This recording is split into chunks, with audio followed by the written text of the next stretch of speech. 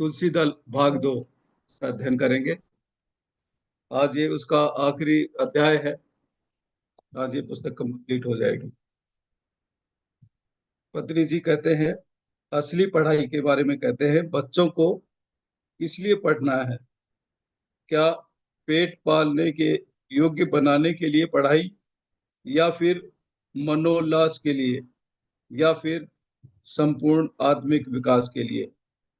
इनमें से केवल किसी एक के लिए ही पढ़ाई की जरूरत नहीं है, सबके लिए पढ़ाई करनी है।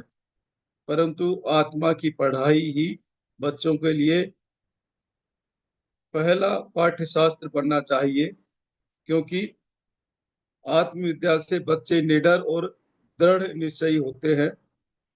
आत्मविद्या से अन्य सभी विद्याएं जल्दी सीखी जाती हैं। आत्मविद्या से खेल, संगीत सब सहज हो जाते हैं। आत्मविद्या से प्रकृति अपने रहस्यों को जल्दी प्रकट करती है।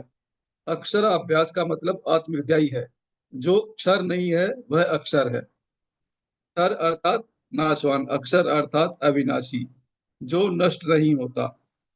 आत्मा का नाश नहीं होता, शरीर नष्ट होता है।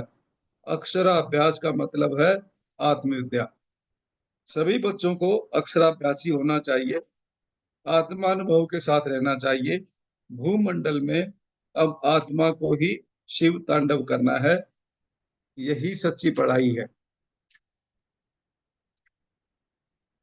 पिरामिड मास्टर्स के बारे में कहते हैं, हे मेरे पिरामिड मास्टर्स व मित्रगण, हमारी भूमि एक नए युग में कदम रख रही है। भूमि फोटॉन बैंड में प्रवेश कर रही है। फोटॉन बैंड महान पूर्ण शक्ति का प्रवाह है। 26,000 सालों में एक बार फोटॉन बैंड में सौर व्यवस्था का आगमन होता है। 1987 से यह अद्भुत काम शुरू हुआ। 2012 के साल में ये कार्य पूर्ण होगा।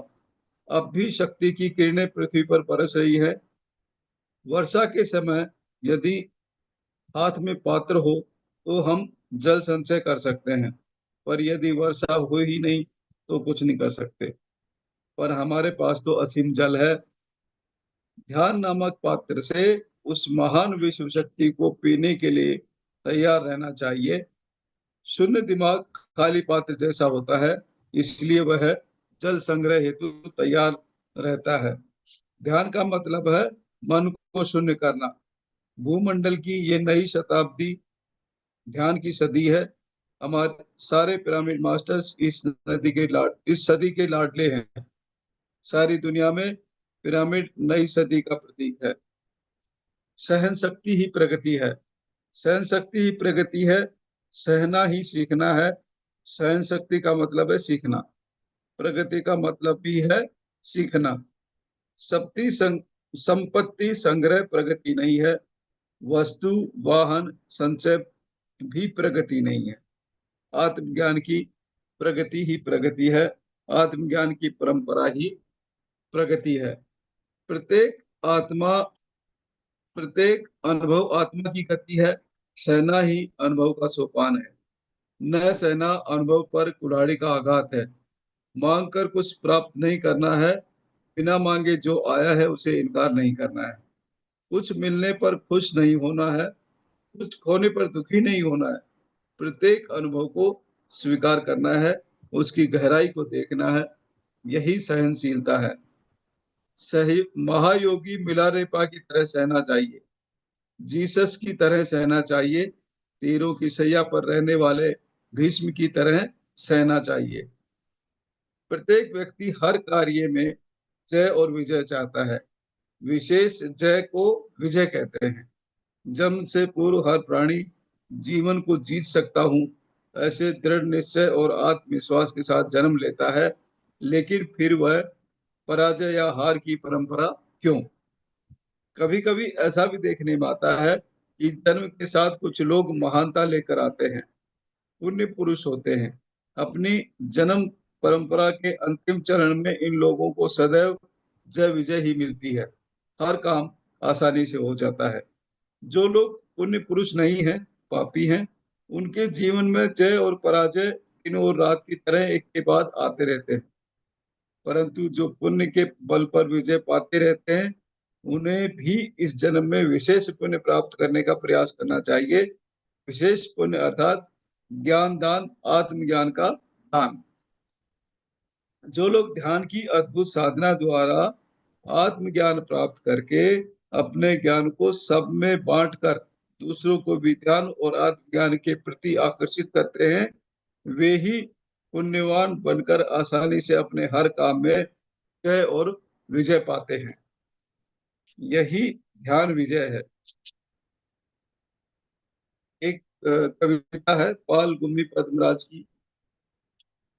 मेरा नाम भिखारी, मेरा रास्ता है रेगिस्तान, जहां मन वहां महल, नहीं तो बस स्थानांतरण। मैं बाघ का भाई, नदी का बेटा, हित है मेरा साथ, पंछी है साथी, न कभी गम न थकान, बस खुशी ही खुशी। दरअसल मेरा दूसरा नाम है आनंद विहारी। जाग कर सपना देखा, बादलों के महलों पर बिजली की चमक जैसे, प्रियतम को कल्पित कर उससे मिलने चढ़कर इंद्रधनुष की पालकी में आसमान की गलियों में यात्रा करने वाला यात्री हूं मैं। खाने का मैं गरीब, संकल्पी मेरा धन, गुणों में अमीर, साहसी मेरा बल। न कभी कभी न कभी ये गरीब बन के ही रहेगा नवाब, तब तक मैं रहूंगा एक निरंतर संचारी। इसके अर्थ में है, एक महान अद्भुत गीत है। इस गीत में आध्यात्मिक ज्ञान, आध्यात्मिक विकास। मेरा रास्ता रेगिस्तान अर्थात बाहर सभी शून्य है, मेरा नाम भिखारी अर्थात भीतर सभी शून्य है। इस स्थिति में सदा रहने वाला ही ज्ञानी है। उसके लिए कहीं खास जगह नहीं है, सभी जगह उसकी और उसी के लिए है। जहां मन चाहता है वहां महल बनाता है, काम के बाद बस वहां से निकल पड़ता है। बाघ अर्थात वृक्ष साम्राज्य यानी प्लांट किंगडम, और बाघ का भाई अर्थात पेड़ पौधे ही अब सहयात्री बन गए हैं।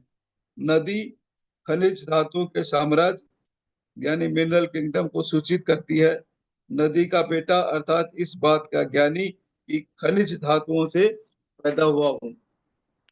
गीत है मेरा साथ अर्थात अपना गीत ही अपना साथी है, और अपना साथी वह स्वयं ही है, उसे दूसरों के साथ की जरूरत नहीं है।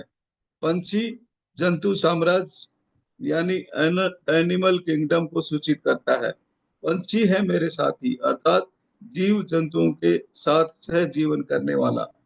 इस तरह प्रकृति के समस्त जीव कोटि के साथ मिलजुल कर रहने के कारण ज्ञानी को कभी भी गम नहीं है। वह हमेशा खुश रहता है, थकान उसे कभी नहीं होती, इसलिए वह निरंतर आनंद विहारी है। जाग कर सपना देखना अर्थात ध्यान में सूक्ष्म शरीर की यात्रा करना, एस्ट्रल ट्रेवल करना। बादलों के महल में अर्थात उर्दू लोकों में, और बिजली की चमक जैसी प्रियतम अर्थात कौंधती हुई अत्यंत प्रिय सर्वशक्तिमान पूर्ण आत्मा। कल्पित कर अर्थात पहले सिद्धांत रूप में समझकर इंद्रधनुष की पालकी अर्थात गुरु को पालकी बनाकर इंद्रधनुष के 7 रंग होते हैं अर्थात एक आत्मज्ञानी जिसने अपने सातों शरीरों को क्रियाशील कर लिया है, उसे सूचित करता है। चढ़कर अर्थात उस योग की सहायता से आकाश मार्ग में चलने वाला यात्री अर्थात विश्व सूक्ष्म लोकों का यात्री बनना। गुरुपदेश प्राप्त करके ध्यान प्रक्रिया द्वारा पूर्ण आत्मा का ज्ञान पाकर उर्दू लोकों में प्रयाण करने वाला योग। गरीब अर्थात सहस्वात्मा और नवाब अर्थात पूर्णात्मा। सह विदाता कभी न कभी कहीं न कहीं पूर्ण आत्मा के स्तर तक पहुंच जाऊंगा। हर छोटा बालक सहज रूप से कैसे बढ़ता है, हर पौधा कैसे वृक्ष बनता है, वैसे ही कभी भी कहीं भी ब्रह्म ऋषि जरूर बनूंगा। नवाब होने तक निरंतर संचारी अर्थात निरंतर संचार करके सबको बोधन करके सबको उत्तेजित करता ही रहता है, कभी अंदर और बाहर की शून्यता को न भूलने वाला वही आनंद विहारी है। वही आकाश मार्ग में प्रयाण करने वाला यात्री है, वही होने वाला नवाब है, वही तथागत है। आज ये दूसरा भाग समाप्त हुआ।